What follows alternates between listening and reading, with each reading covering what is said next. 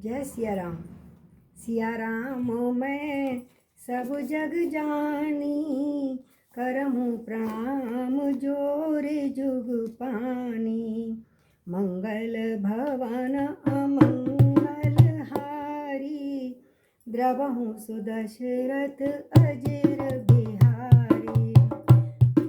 श्री राम जय जय राम, श्री राम जय राम जय जय राम।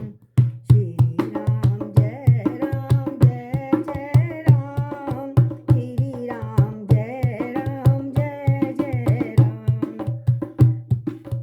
सिया राम मैं सब जग जानी, करहूँ प्रणाम जोरे जुग पानी। मंगल भवन अमंगल हारी, द्रवहूँ सुदशरथ अजिर बिहारी। बोलिए सियापति रामचंद्र भगवान की जय, पवन पुत्र हनुमान की जय, श्री गौरी शंकर भगवान की जय। आइए हम मानस में प्रवेश करते हैं, तुलसीदास जी को स्मरण करते हुए, उनको नमन करते हुए। तो कल जब हम पाठ कर रहे थे तो अचानक कुछ समय ज़्यादा हो गया था और अचानक कथा बीच में कट गई। आज हम दोहे नंबर 30 अयोध्या कांड पुनः प्रारंभ करते हैं। वाल्मीकि भगवान जो हैं, गुरुदेव वाल्मीकि समझा रहे हैं श्री राम को तुम्हें कहाँ रहना चाहिए। उन्होंने तो साधारण भाव से पूछा था, गुरुदेव मुझे बताइए पंचीय चित्रकूट में कहाँ निवास करूं। लेकिन वो आध्यात्मिक निवास के ऊपर बात करते हुए गुरुदेव वाल्मीकि कहते हैं, हे राम तुम उसके हृदय में निवास करो। और वो सब भक्तों के उन्होंने लक्षण बताए, उसके अनुसार ही मैं अब आगे बताती हूँ कि अवगुण तजी सबके गुण गाया ही, विप्र धेनु हित संकट सयहि। निरीति निपुण जिन कई जग लीका, घर तुम्हार तिन कर मनुनी का। गुण तुम्हारे समुझत निज दोषा, जिन सब भांति तुम्हार भरोसा। राम भगत प्रिय लागई जेहि, तिन उर बसहु सहित वैदेही। हरि बोल। तिन उर बसत सदैव वैदेही, गुण तुम्हारे समझई निज दोषा, जे सब भांति तुम्हार भरोसा। राम भगत प्रिय लागई जेहि, तिन उर बसहु सहित वैदेही। कल हमने बताया था इसी विषय में कि जो भक्त, जो वैष्णव अवगुणों को छोड़कर सबके गुणों को ग्रहण करते हैं, जैसे मधुमक्खी होती है तो फूल फूल पे बैठकर सिर्फ रस लेती है ना, भौरा। इसी प्रकार अवगुण को छोड़कर सब गुणों को ग्रहण करे। ब्राह्मण और गौ के लिए संकट सहना भी पड़े तो सहे, और तीनों निपुणता में जिनका मर्यादा, जगत में मर्यादा है, तीनों निपुणता में, नीति निपुणता में जिसकी मर्यादा है, मर्यादा से बाहर ना जाए, उनका सुंदर मन आपका घर है। और जो गुणों को आपका और दोषों को अपना मानता है, ये नहीं कि गुण भगवान ने हमारे अंदर दोष दे दिया हमारे, इसलिए हमारे ये आदत बन गई। भगवान कभी दोष नहीं देता, इसलिए अवगुण अपने समझकर और गुण अगर कुछ है हमारे अंदर, कोई अच्छी चीज़ है तो ये भगवान की कृपा समझ के स्वीकार करता है, जो आपका ही भरोसा करता है। और राम भक्त जिसको प्यारे लगते हैं, अपने वैष्णव लोग भी अच्छे लगते हैं, तुम ऐसे हृदय में सीता सहित निवास करो राम। जाति पाति धनु धर्म बढ़ाई, प्रिय परिवार सदन सुखदाई। सब तज तुम्हि रहई उर लाई, तिनके हृदय बसहु रघुराई। सर्व नरक अपवरग समाना, जह तह देख धरे धनु बाना। कर्म वचन मन राउर चेरा, राम करहु तिनके उर डेरा। जाहि न चाहे कवहु कछु, तुम सन सहज सने। बसहु निरंतरता सुमन, सो राउर निज देह।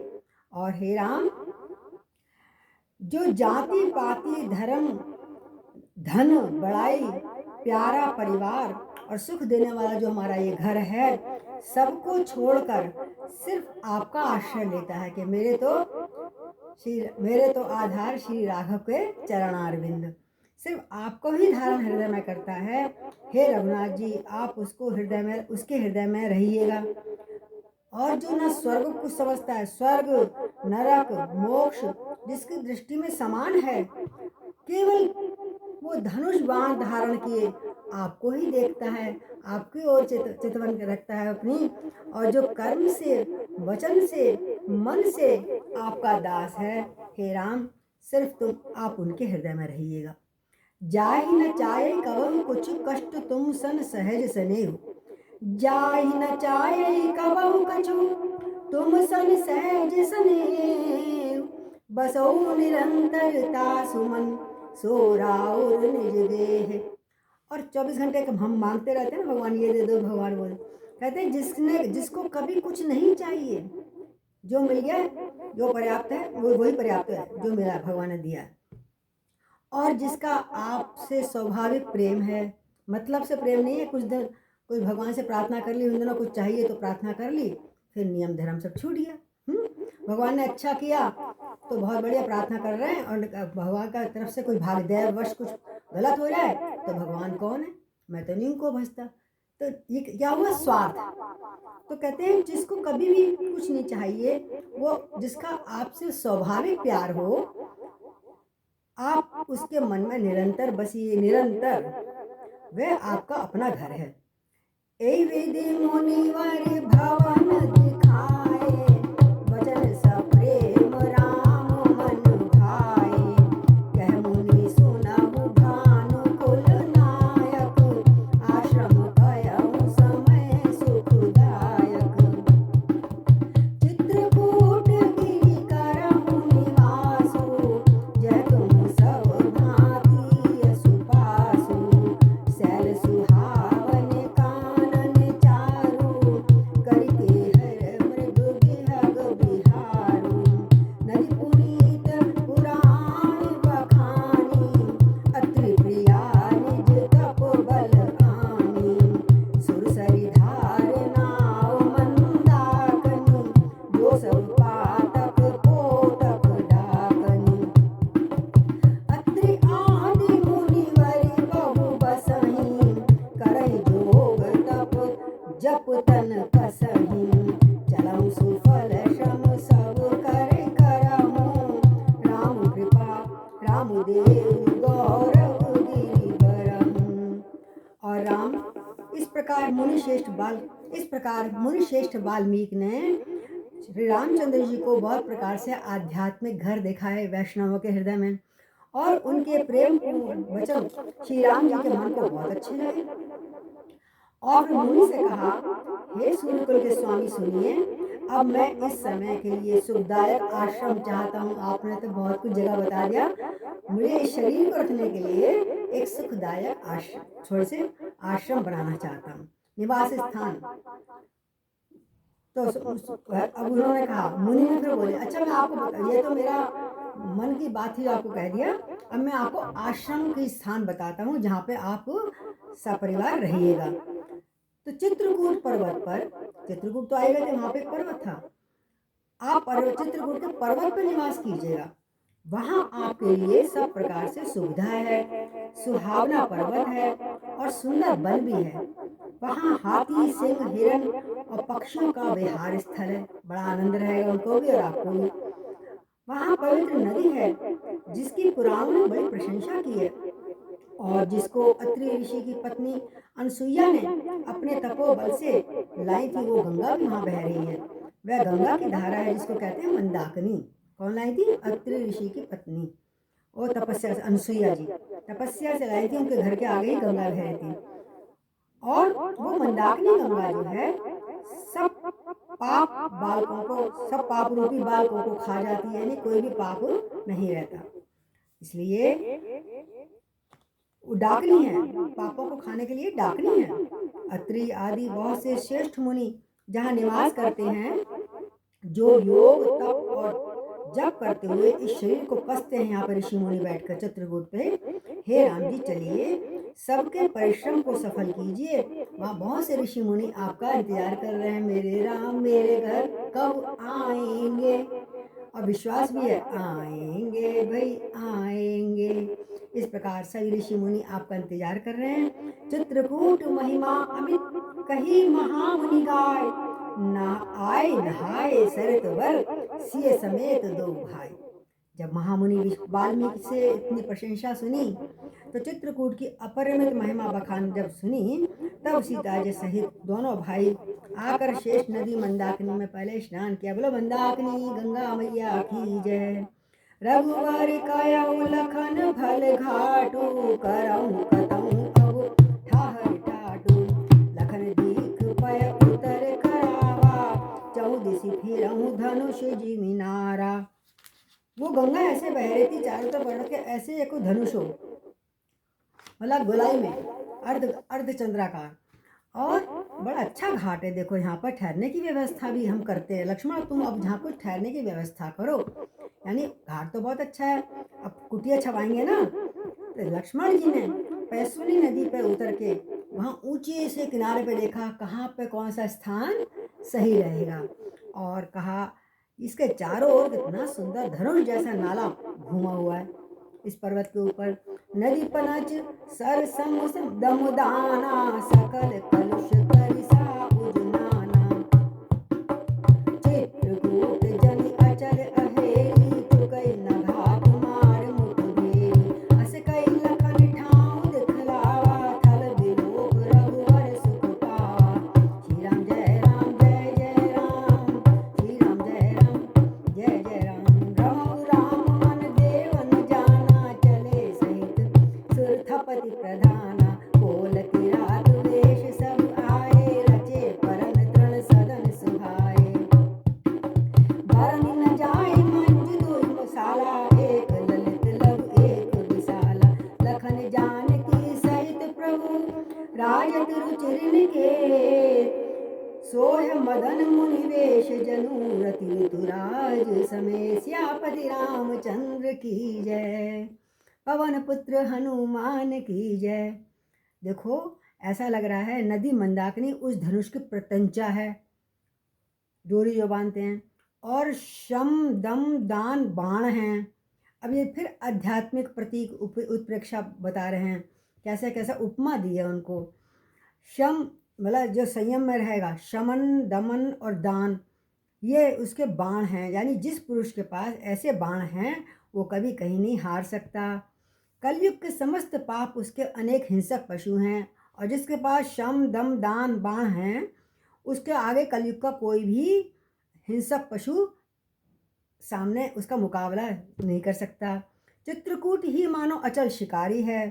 चित्रकूट यहाँ पर शिकारी है। इन सब जो यहाँ पे आता है उसके अंदर अपने आप इतना स्वाभाविक उसका वो हो जाता है, नेचर प्रकृति हो जाती है। वो शिकारी है जिसका निशाना कभी चूकता नहीं है, यानी कि ऊट पटांग कलयुग के लोग तो वहाँ पे पहुँच ही नहीं सकते, और आएंगे तो शिकारी चित्रकूट सबका कल्याण कर देगा। हाँ, वो सामने से मारता है चित्रकूट जो शिकारी है। इस प्रकार ऐसा कहकर लक्ष्मण जी ने एक स्थान दिखाया, एक जगह, भैया ये ठीक रहेगा? हाँ ठीक है। उस स्थान को देखकर रामचंद्र जी ने बड़ा सुख पाया। फिर देवताओं ने जाना कि लगता है रामचंद्र जी का मन यहाँ मन लग गया है, अब तो ये यहीं पर रहेंगे। और वे देवताओं के प्रधान थवई, देवताओं में चुपचाप जो मकान बनाने वाले होते हैं, हमारे जैसे मिस्त्री मजदूर कहते हैं जिसको, मकान बनाने वाले विश्वकर्मा को साथ लेकर नीचे चले, आइए राम का मकान बनेगा तो थोड़ा सा हम सहायता कर दें, यही होता ना।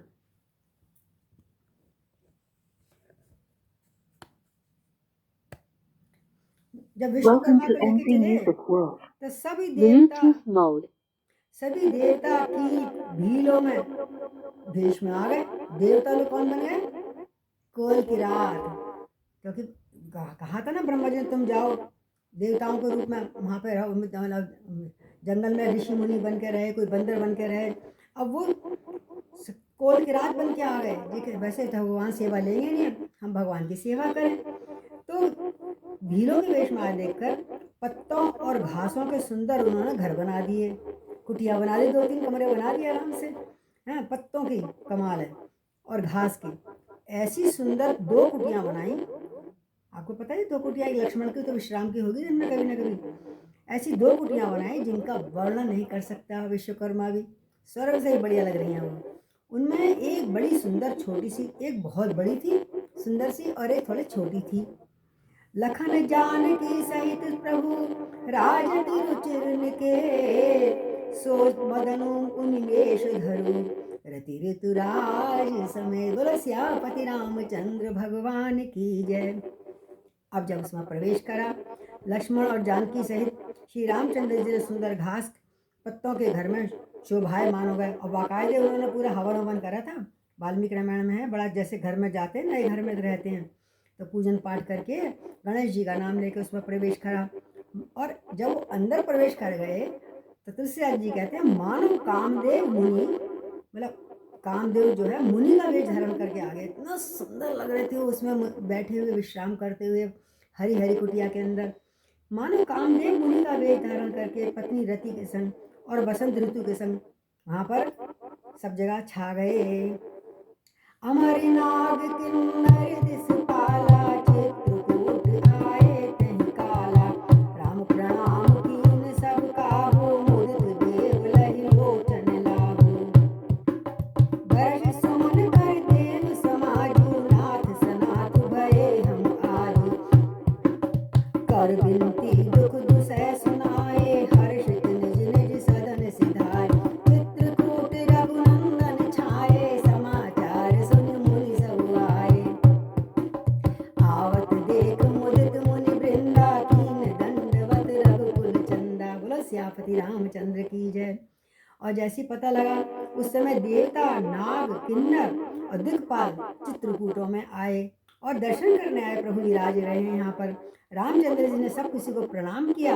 देखो ये होता है चाहे कोई भी किसी रूप में आना, रामचंद्र जी पहले हाथ जोड़ के खड़े हो जाते हैं और देवता नेत्रों का लाभ पाकर बड़े आनंदित हुए। हम बड़ा सुंदर दर्शन कर रहे हैं सारे परिवार के। और ऊपर से कुछ देवता लोग फूल बरसाने लगे। फूलों की वर्षा करके देव समाज सारा क्या बोला, हे नाथ आज आपका दर्शन पाकर हम सनाथ हो गए हैं, यानी अभी तक हम अनाथ थे, अब आप आए हैं, आपका दर्शन करके सनाथ हो गए वन में। फिर विनती करके उन्होंने अपने अपने दुख सुनाए। देवताओं ने एकांत पाया ना कि हमें राक्षस किस किस प्रकार तंग कर रहे हैं, रावण की सेना किस प्रकार तंग कर रही है। सब दुखों को जब सुनाया उसका उनके सबका नाश करने का भगवान ने आश्वासन दिया देवताओं को। और फिर सब अपने अपने हर्षित हो गए, अपने अपने घर चले गए, अपने अपने लोक में चले गए। श्री रघुनाथ जी चित्रकूट में आ गए। ये सुनकर घर घर में सारे ऋषि मुनियों के आश्रम को पता लग गया और समाचार सुन के बहुत से ऋषि मुनि आए दर्शन करने। रघुकुल के चंद्रमा श्री रामचंद्र जी ने मुदित हुई मुनि मंडली को आते देखा तो सबको दंडवत प्रणाम करा, लेट गए सबके चरणों में। श्री राम जय हो। ये मर्यादा पुरुषोत्तम राम है, हमें सिखा रहे हैं क्योंकि रघुवंश में हुए हैं, मतलब क्षत्रिय कुल में हुए हैं। तो जो भी ऋषि मुनि के रूप में वेश में था, ब्राह्मण हो या कोई हो, उनको प्रणाम किया। मुनि रघुबर लाई उर लेहि, और सुफल हो न हित आशीष देहि। सिय स्वामी राम छवि देखी, साधन सकल सफल कर लेती। जथा जोग सन्मानि प्रभो विदा किए, मुनि वृंद करहि जोग जप जाग तप, नित आश्रम सुछंद। और फिर विदा लेके भगवान से प्रभु रामचंद्र जी ने सबको यथायोग सम्मान करके मुनि मंडली को विदा किया। और रामचंद्र जी के आने से सब ऋषि मुनि बड़े प्रसन्न हो गए, जैसे हमारे माँ बाप आ गए। अपने अपने आश्रमों स्वतंत्रता के साथ। अभी डर था ना कि राक्षस आ जाते हैं, कोई विघ्न डाल देते हैं, कोई हवन खराब कर देते हैं, यज्ञ को खराब कर देते हैं। अब बिल्कुल बेखटक, अब हमें कोई तंग नहीं करेगा। स्वतंत्रता के साथ खूब अच्छी तरह योग जप यज्ञ और तप करने लगे। बोले सारे ऋषि मुनियों की जय। ये सुधि कोल की रात न पाई, हर्षे जनु नवनिधि घर आई। कंद मूल फल भरी भरी डोना, चले रंक जनु लूटन सोना। दिन में जिन देखे तो भ्राता, अपर तिनहि पूछहु मग जाता। जय हो कहत सुनत रघुवीर निकाई, आई